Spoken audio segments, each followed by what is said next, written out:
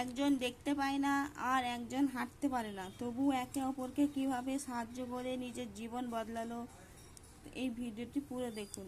The two beggars, দুটি ভিখারি।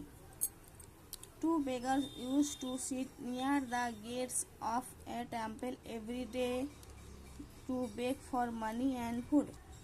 দুটি ভিখারি সবসময় একটি মন্দিরের গেটে রোজ খাবার এবং কিছু টাকার জন্য বসে থাকত। Ganpat was blind and could not see. ওর ভিখারির মধ্যে একটির নাম ছিল গণপত, সে অন্ধ ছিল, সে দেখতে পেত না।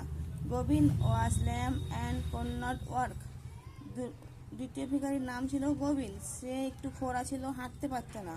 One day the heard that a rich man was holding a big feast for the beggars. Gobind said Ganpat.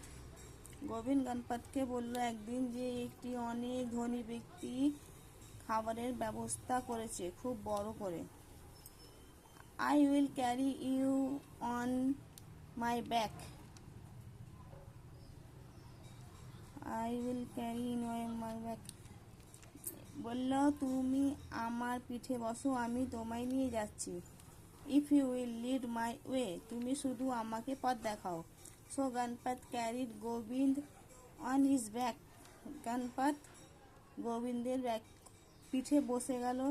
And the but went to the fest. তারা নিজের সেই স্থানে পৌঁছে গেল যেখানে খাবারের ব্যবস্থা ছিল। হাউ হ্যাপি দ্য ওয়ের, তারা সেখানে অনেক খুশি ছিল। মোরাল হচ্ছে, we must always try to help on অনাদার। আমাদের একে অপরকে সাহায্য করা দরকার।